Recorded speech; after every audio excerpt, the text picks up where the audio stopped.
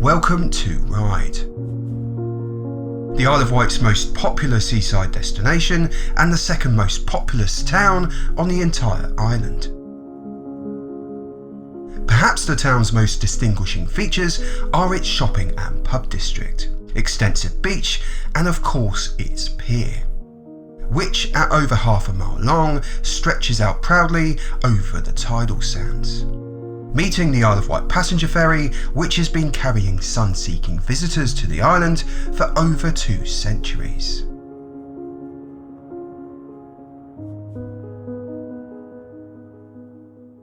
However, despite its heritage, Ryde in terms of historical age really isn't very old at all. In fact, until as recently as the 18th century, the area of Ryde itself consisted merely of 2 small hamlets called Upper Ryde and, you guessed it, Lower Ryde. Fast forward 200 years though, and much has changed, with the construction of grand roads like Union Street, for example, still bathed in much of its original 19th century architecture. The development of Ryde town really did happen in a heartbeat. But when it comes to the building of its railway system though, that's a whole different matter. Now Ryde actually boasts 3 railway stations, a significant amount given that only 8 in total exist on the entire Island Line network. This railway, which appears to have cropped up a lot on the channel recently, was originally opened by the Isle of Wight Easton Section Railway in 1864, later being renamed as the much more straightforward Isle of Wight Railway, extending in 1866 from Shanklin southwards to Vyncke. Today, the later Vyncke extension is the only part of the line to not be operational, closing in April 1966. But essentially, all of the original 1864 stations on the rest of the line have survived. On the whole then, that seems pretty straightforward. And as for the northern terminus in Ryde, you would assume that the original station would have been the one that is still there today at Pier Head. Well, no.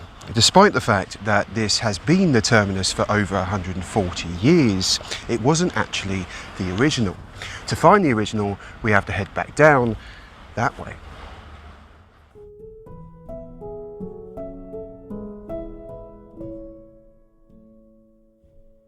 After a short walk then, we arrive at Ryde Esplanade, a sharply curved single-track platform at the foot of the pier. Platform 2, which shut before the privatisation era, is now basically a flower ornament. Very pretty, but the station certainly has seen better days. However, despite this, was it the original Ryde terminus of the Isle of Wight Railway? Well, no, because Ryde Esplanade has only ever been the northern terminus of the line when the pier has been shut. But then again, neither of these 2 stations would be the original terminus, would they? Because this entire section and the railway pier itself wasn't even built until 1880, a full 16 years after the Isle of Wight Railway began operations. So then, let's carry on walking. Just south of the Esplanade, the railway dives into Ryde Tunnel, emerging 391 yards further down the line. We though are going to have to walk a little further than that.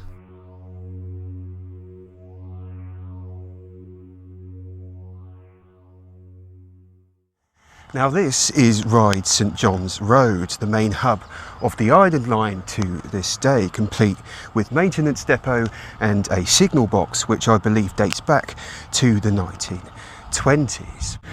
Naturally, this was an important station and railway works, harping all the way back to the early days of steam. And as a plaque on the wall over there suggests, it was indeed finished in 1864, the same year that the Isle of Wight Railway began operations. Hurrah then with knobs on, we found it, the original Ryde terminus of the Isle of Wight Railway. Kind of. Okay, before this gets too irritating, let's cut to the chase. Ryde has a ghost station. A ghost station, or at least my own definition of it, is a station that was planned but never built. The last ghost station I covered on the channel was the one in Vyncke at St Boniface Road, the railway's desperate attempt to extend closer to Vyncke town by building a second tunnel. But this was little more than an ambitious pipe dream.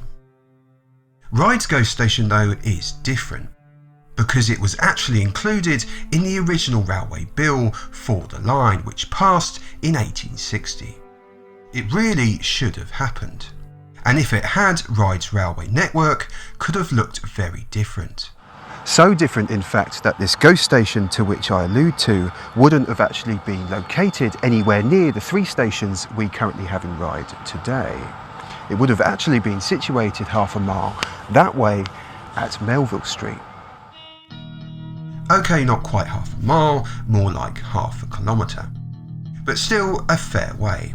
And you can get to it from St John's by simply walking the full length of Monckton Street.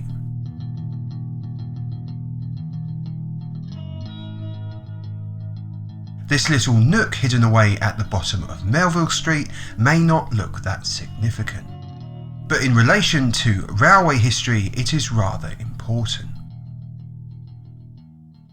Now, you won't be able to see very well because of the foliage in the way, but this is the southern portal of Ryde Tunnel, which allows the railway to duck underneath the area of Ryde Castle and emerge at the Esplanade.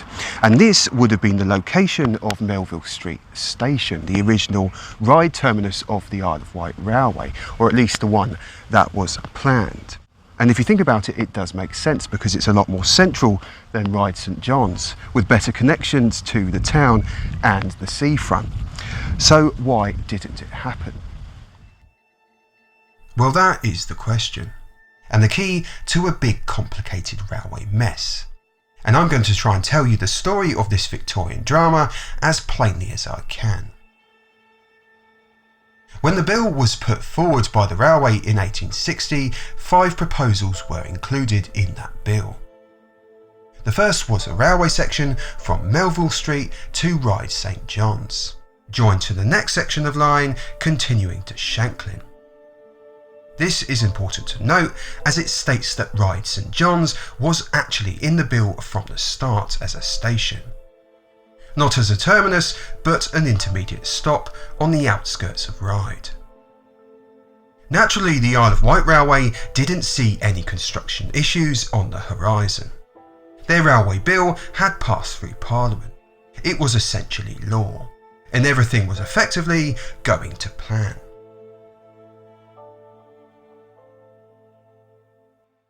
But plans change, and the Isle of Wight Railway were about to find this out the hard way, as their planned terminus at Melville Street was about to fall victim to the faithless of foes.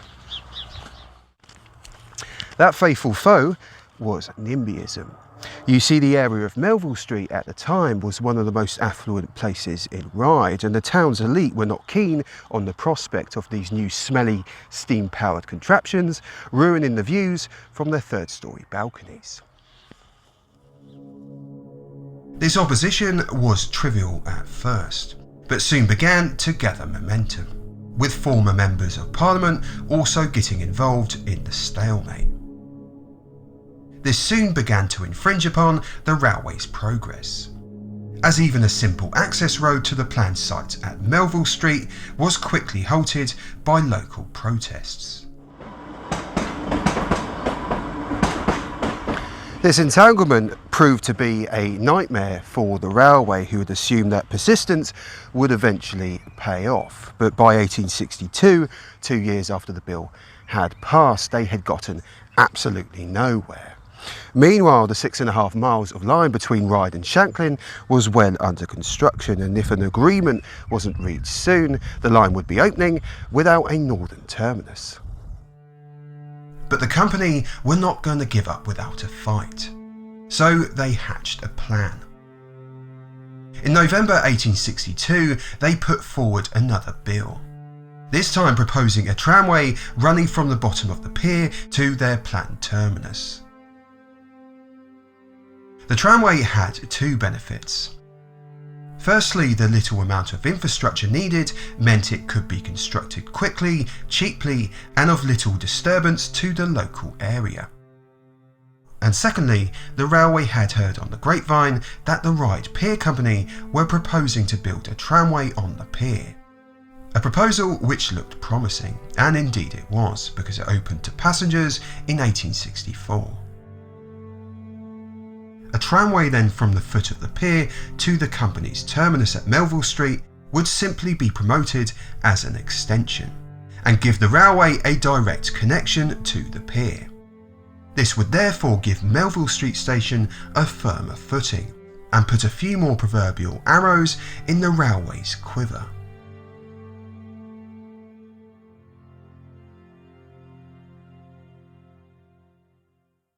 By March 1863, though, the quiver was well and truly empty, and criticism was coming in thick and fast. The Ryde Town Commissioners themselves were also coming under fire, and in an act of self-preservation, they decided to throw the tramway bill out. This naturally left the railway without a leg to stand on, so they limped back to St John's, made base and their terminus. This was a massive blow for the railway company. Their original plan of introducing a railway to the heart of Ryde, with promise to extend further, was in tatters.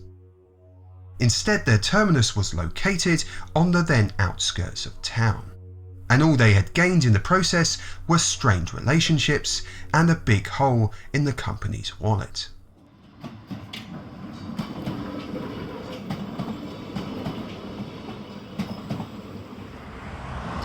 As you can tell though, the railway did eventually get to the Esplanade, and in doing so they ran it through the area of the proposed Melville Street station. So how on earth was the problem overcome? Well, in essence, the railway got to the Esplanade not because of calm planning and rigorous process, but rather because of commuter chaos and an anything-goes scattergun approach. Over the pursuing years following the opening of the railway, multiple proposals were devised to link the company's new terminus at St John's to the Esplanade, including one called the Ryde Station Company, who planned to build a separate railway from St John's across the area of Ryde Castle to a railway pier. But oddly, the railway pier was not this one. The one in the proposal was planned to be an extension of Victoria Pier, Ryde's second pier structure demolished in 1916, which would have reached out across the sands from about this point here behind the old ice rink. However, naturally, this wouldn't materialise, and instead an old idea resurfaced. In 1871, after years of disruption, the Ryde Pier Company, who had built the tramway up the pier in 1864, obtained an act to extend that line all the way through to Ryde St John's, and to avoid the area of contention, it would take a bit of a detour. The construction of the tramway extension came as a mild relief both to commuters and the railway company. But the direction the line took was a bit odd. And this was a direct consequence of, for want of a better term, not prodding the bear. That bear, of course, being the residents of Melville Street and the surrounding areas. The tramway was run along the boundary of the Esplanade, which of course prior to the railway's construction looked rather different to how it does today. It then continued east away from the town, past where Peter Pan's play park is now located. At this point, it then swung sharply south, before actually travelling through the ground floor of a building. It then crossed the Strand and continued through the area of Monkton Mead Close. And from here it followed the alignment of Monkton Mead Brook, essentially where the railway now runs today towards St John's. This is all very dissective and all, but it doesn't actually answer the question of how the railway got to the Esplanade.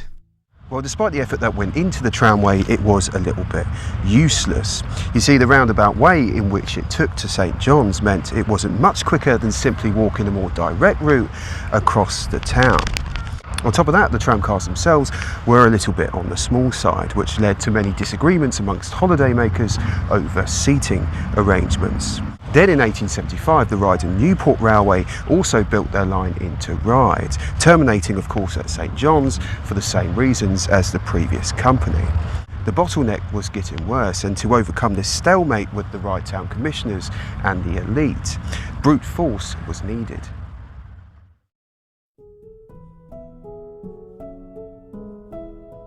By this time, the bottleneck was affecting traffic to and from the island, therefore impairing other mainland railway companies' services.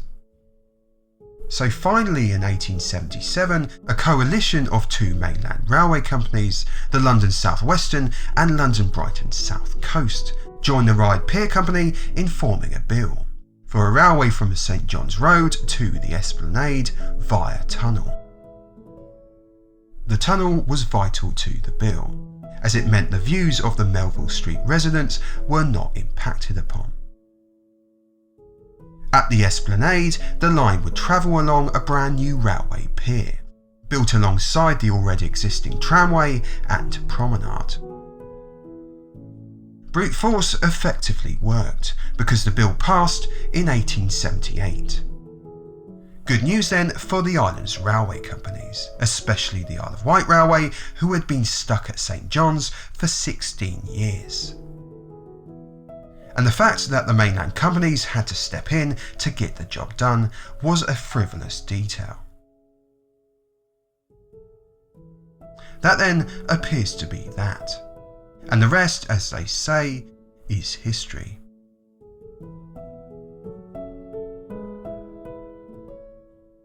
What about Melville Street Station then? And was the fact that it was never built a complete mistake? Well, effectively, no, because if it had have happened, it would have most likely been constructed at street level, which means that any extension to the Esplanade would have also had to be at street level. And of course, the locals were not going to have any of that. The railway then would have effectively boxed themselves in before they even started. When the extension finally did happen in the shape of a tunnel, a cutting was dug through the site of where Melville Street Station would have been. So the railway company would have forked out all this money for their terminus, only to have to demolish it to extend the railway to the Esplanade. Inadvertently then, the NIMBYs and the town commissioners actually did the railway a bit of a favour, even if the whole thing was a bit of a drawn out palaver. Thanks for watching.